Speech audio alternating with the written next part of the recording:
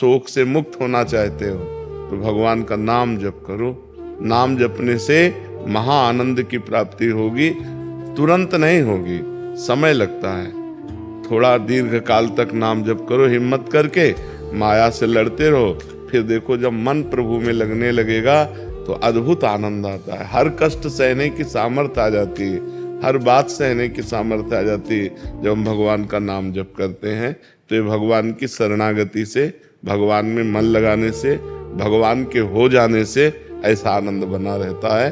और कोई दूसरी जादू टोना, कोई औषधि, कोई इसमें काम नहीं करती है। महाराज जी, साधक के जीवन में ये तो महाराज जी आपका तो महाराज जी जैसे साधक जन जैसे कभी दवाई आदि ले लेते हैं, ऐसी दवाई तो महाराज जी विचारों में बहुत सारा परिवर्तन आ जाता है। हाँ, तो अगर हम शरीर में रहें तो हमारे भी फर्क पड़ जाए।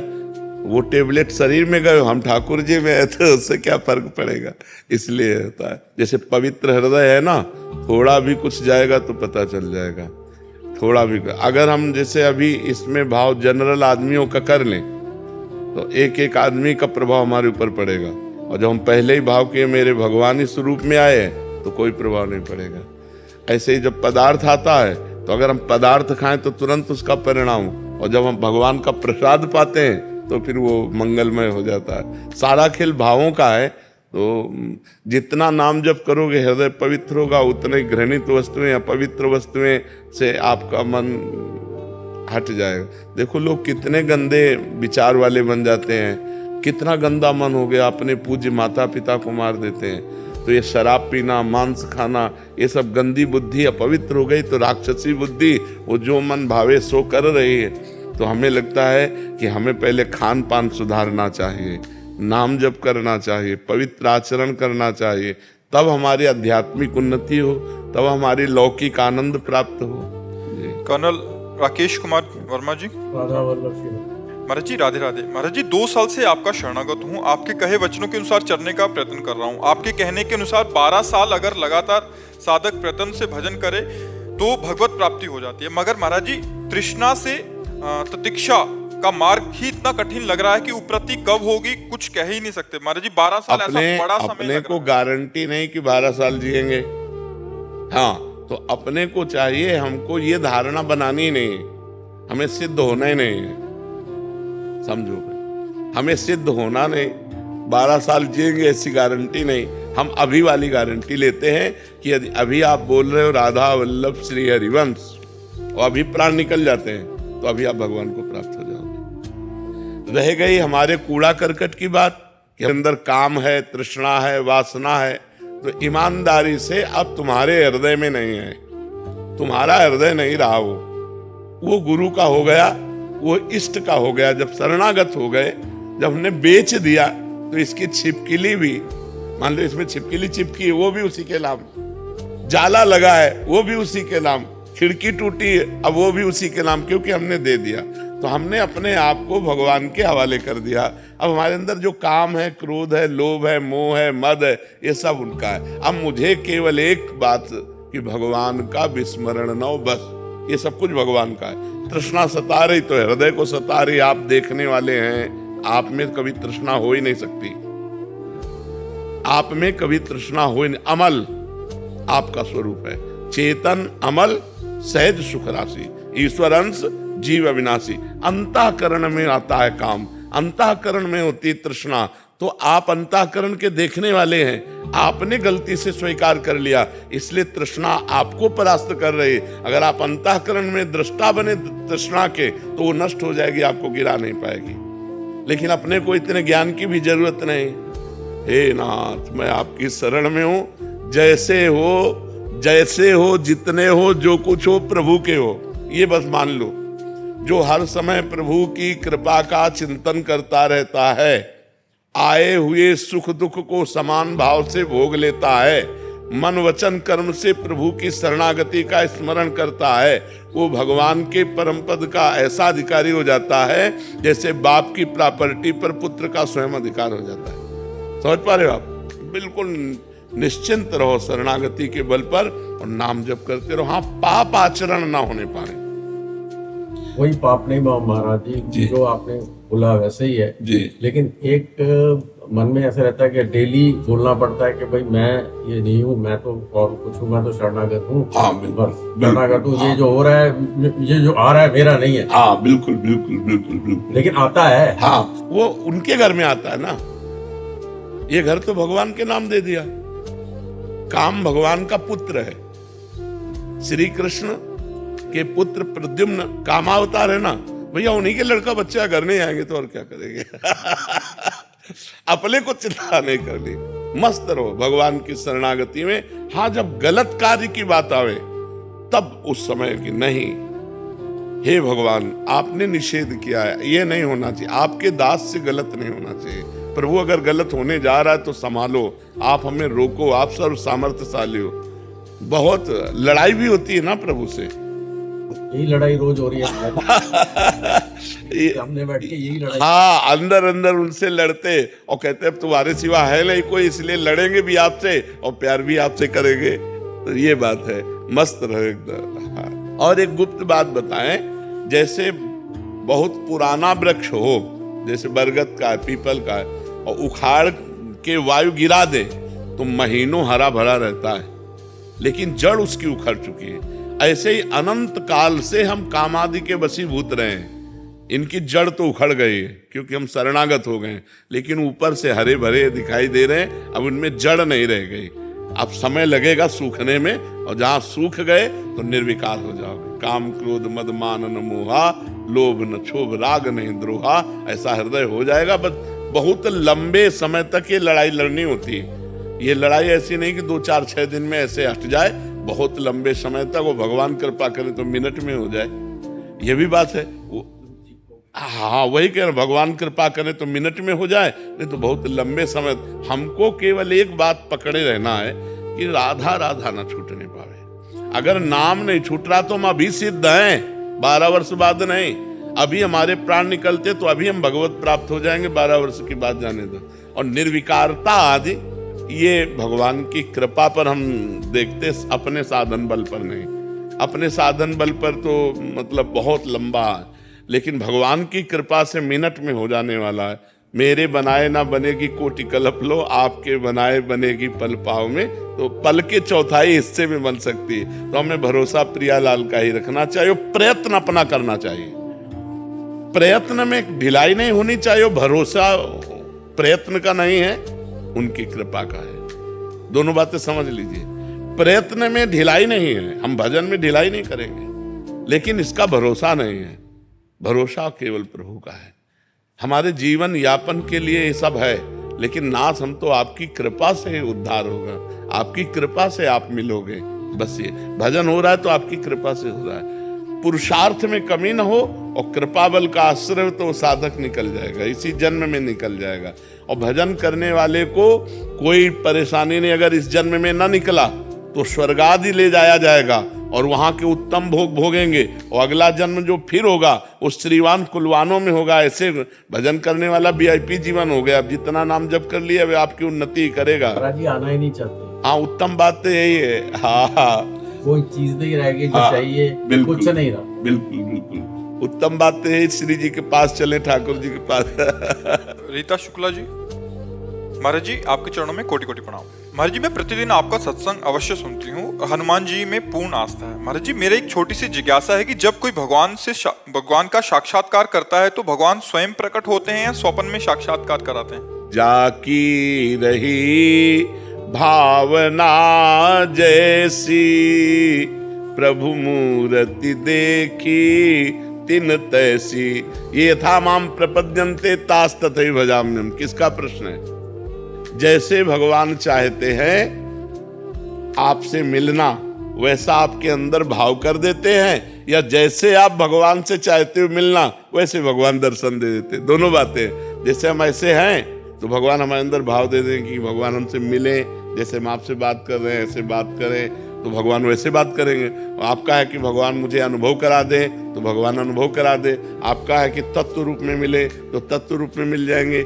जैसे आप चाहोगे, जैसी रही भावना जैसी जिसकी, वैसे ही भगवान अनुभव करा देते हैं। तो प्रायः सबसे पहले हृदय में साक्षात्कार होता है, कोई भावना ना करो और आप भजन करो, तो जब भजन परिपूर्ण होगा तो एक दिन चर्चा हुई थी परसों कि 1 करोड़ नाम जप करने पर स्वप्न में देवी देवताओं के दर्शन होने लगते हैं और ऐसी ऐसी परिस्थितियां, उसमें कई करोड़ का वर्णन आया। हाँ, तो हमें लगता है 13 करोड़ तक जिंदा रहेंगे कि नहीं रहेंगे। सबसे बढ़िया बात शरणागति की है, शरणागति की है, और नाम जप करते हुए शरणागत हैं। आप जब चाहो मिल जाओ, नहीं हम तो आपको पुकारते रहें। और जितना, ये तो संख्या की बात है, आप मान लो 100 नाम जप कर रहे हो, 100 संख्या 100 है, और आप रो रो के जप रहे हो राधा राधा श्री जी। अब हमसे तो ये करोड़ों के ऊपर जाएगा। जो 100 नाम है ना, ये करोड़ों की संख्या के ऊपर बन लाएगा। अलग अलग पद्धति है ना। अब जैसे राधा राधा राधा राधा राधा तुम्हारी चिंतन है संख्या पर, और एक है कि रो रहा है राधा राधा प्रिया जी। अब हमारे तो कोई बल है नहीं, आप ही बल हो, देख लो राधा राधा। ये 100 नाम करोड़ों से भी बढ़कर हो जाएंगे। तो इसलिए जो भक्त जन है वो संख्या पर नहीं, अपने बल पर नहीं, कृपा पर जाते हैं। तो कृपा से हम जो भावना करते हैं भगवान वैसे ही दर्शन देते हैं। हमारी जैसी भावना होती वैसे ही भगवान हमें अनुभव में आते हैं। स्वप्न में दर्शन दिया है। जो भावना करें, जहां भावना करें वैसे दर्शन होते हैं। लेकिन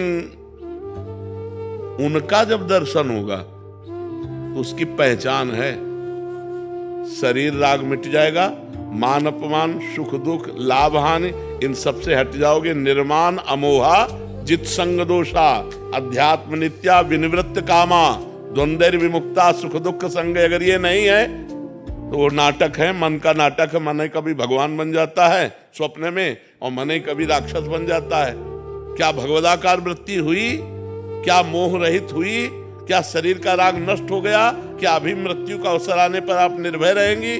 नहीं, तो भगवत साक्षात्कार रहेगी। और भगवत साक्षात्कार हो जाएगा तो कहेगा कोई हमें भगवत साक्षात्कार हो जाएगा। हाँ, करोड़पति नहीं हो तो आप जेब में सबसे बड़ा नोट निकालेंगे ये दिखाने के लिए कि मैं करोड़पति हूं। लेकिन करोड़पति हो तो गड्डी की तरफ हाथ नहीं जाएगा, फुटकर की तरफ हाथ जाएगा। उसमें भी जो कम पैसा, उसमें हाँ दिखाने की कोशिश करोगे। तो ऐसे जो भजनानंदी भगवत तत्व के ज्ञाता होते हैं वो ऐसे होते हैं जिनको आप जान नहीं सकते। वो कभी कह ही नहीं सकते कि हमें भगवत साक्षात्कार हुआ है। आज तक भगवत साक्षात्कार करने वाला कोई भी महापुरुष ये नहीं कहा कि हमें भगवत साक्षात्कार हुआ है। जब हमें नहीं होता तब हम सब हमें कह देते हैं। और भगवत साक्षात्कार का आप कह दो हमें बुखार नहीं है और थर्मामीटर बोल रहा है बुखार है, तो तुम्हारी बात थोड़ी मानी जाएगी। थर्मामीटर बता रहा है तो ये थर्मामीटर है। निर्माण अमोहा जित संग दोषा अध्यात्म नित्या विनिवृत्त कामा द्वंद्व विमुक्ता सुख दुख संगय। ये भगवत प्राप्त का लक्षण है। कोई द्वंद्व का प्रभाव नहीं, कोई कामना नहीं, नित्य भगवान के स्वरूप में स्थित है। न मृत्यु का भय है, न कोई चाह है, न शरीर के सुख दुख की परवाह है। वो महापुरुष भगवत साक्षात्कार के, भगवत साक्षात्कार एक स्थिति है। एक दुर्योधन को भी भगवत साक्षात्कार हुआ एक बार, और एक है जो भक्तजन है जिनके साथ निरंतर है। इन दोनों साक्षात्कार में क्या? अब बिना भजन के भगवान भी मिलते हैं तो कोई लाभ नहीं। दुशासन दुर्योधन कर्ण सबने भगवान को देखा, कोई लाभ मिला क्या उनको? लाभ उनको मिला विदुरानी जी को, विदुर जी को, क्योंकि डट के भजन कर रहे थे। इसलिए भजनानंदी को जो सब भगवान है, यही प्यारे सब भगवान है, सब में भगवान है। लेकिन हमारे नेत्र सही नहीं है, और ये नेत्र सही होंगे भजन करने से। इसीलिए भजन प्रधान है, ना कि भगवान का मिलना प्रधान। भजन प्रधान जितना, तभी भाई जी हनुमान प्रसाद पोद्दार जी ने कहा स्वयं श्री भगवान खड़े हो तो भी नाम जप न छूटने पावे। नाम जप के द्वारा ही बात बनेगी। जितना हृदय पवित्र होगा तो आपको कण कण में भगवान दिखाई देने लगेंगे, और अपवित्र हृदय तो दुर्योधन को भगवान में भगवान नहीं दिखाई देते। श्री कृष्ण को भी भगवान वो नहीं मान रहा, उनको अरेस्ट कर रहे। हाँ अरेस्ट कर रहे। अरेस्ट संधि जब करा ले गए तो उसने बंदी बनाने की कोशिश की, पूरी प्लानिंग बंदी बना ले गए। तब भगवान ने विराट रूप दिखाया सब बिल्कुल सही बात है, अरेस्ट कर ले भगवान को अरेस्ट। अमन भटनागर जी गाजियाबाद से, श्री हरिवंश महाराज जी। महाराज जी, आपसे सुना था कि भगवान के भक्त का नाश नहीं होता है। महाराज जी, तो क्या फिर उसका जन्म क्यों होता है? स्वर्ग और गोलोक में से किस में जाकर उसको दोबारा जन्म नहीं लेना पड़ता महाराज जी? जिसने भगवान का साक्षात्कार कर लिया फिर उसका दोबारा जन्म नहीं होता। अगर उसे भगवान भेजते हैं तो ऐसे महापुरुषों के रूप में भेजते हैं जो जन का कल्याण करे। जैसे भगवान ने कहा, यदा ही धर्मस्य ग्लानिर्भवत भारत अभ्युत्थान अधर्मस्य तदात्मानं सृजाम्यहम्। तो भगवान कहते हैं कि जब जब धर्म की हानि होती है तब तब मैं अवतार लेता हूं। तो ये नहीं कहा कि पूरी शक्तियों के साथ अवतार लेता हूं, तब तब मैं अवतार लेता हूं। तो कभी दुष्टों का विनाश करने के लिए भगवान अवतार लेते हैं, तो कभी दुष्टता का विनाश करने के लिए। तो उस समय भगवान अपने ही स्वरूप को प्राप्त महापुरुषों को भेजते हैं। तो सृष्टि में आकर के जो संतुलन बिगड़ गया था, अधर्म बढ़ गया था, धर्म की हानि हो गई थी, तो उनके प्रभाव से, उनके वचनों से पृथ्वी का संतुलन बनता है। धर्म की स्थापना होती है, अधर्म की वृत्ति का नाश होता है। और जब भगवान शक्तियों के साथ अवतार लेते हैं तो अधार्मिक पुरुषों का ही विनाश होता है और धर्मात्माओं की रक्षा होती है। तो भगवान का जो भक्त है वो जब भजन करके भगवत स्वरूप हो जाता है तो भगवान के नित्य धाम को प्राप्त होता है, जहां से आना जाना नहीं होता। यद गत्वा न निवर्तन्ते तद धाम परमम मम, जहां जाने के बाद फिर इस मृत्यु लोक में नहीं आना होता। लेकिन भगवान उसे भेजे तो सरकारी आदमी बन करके आएगा और अपने प्रभाव से जन मंगल करके और फिर अंतर ध्यान हो गए। भगवान के भक्ति की यदि पूर्णता नहीं हुई, जब भगवान का साक्षात्कार नहीं होता, दो कारण होते हैं। एक तो ये कि जैसे हम भजन तो कर रहे हैं पर अमुक भोग की चाह है। अब भगवत साक्षात्कार तब तक नहीं होगा जब तक ये चाह नष्ट नहीं हो जाएगी। अगर कोई और चाह है वो भगवत प्राप्ति नहीं होने देगी। अब हमारा शरीर छूट गया और वो चाह रही, तो अब हमारे को स्वर्गलोक ले जाया जाएगा और वहां वो चाह पूरी कराई जाएगी जो मृत्यु लोक में। क्योंकि भजनानंदी रहे ना, तो स्वर्गलोक में बहुतायत उस चाह की कर दी जाएगी। अब उसके भोगने के बाद चूंकि सब मायामय है तो एक दिन तो अरुचि होगी ही। मीठा प्रिय है लेकिन बहुत मीठा अप्रिय हो जाएगा। जैसे खीर प्रिय है लेकिन कटोरी 2 कटोरी लेकिन 10 लीटर, तो आपको अरुचि हो जाएगी ना बराबर। तो जब उसको भोगों की जो चाह थी वो अरुचि हो जाएगी, तब यहां उसका जन्म होगा। फिर वैभव संपन्न घर में जन्म होगा और भक्ति की अनुकूलता होगी और फिर उसका वहीं से भजन चलेगा जहां से भजन रुका हुआ था, और वो अपना इस जन्म में भजन पूरा कर लेगा। पहला कारण। दूसरा कारण, हमने भजन शुरू किया, हमारी मृत्यु हो गई।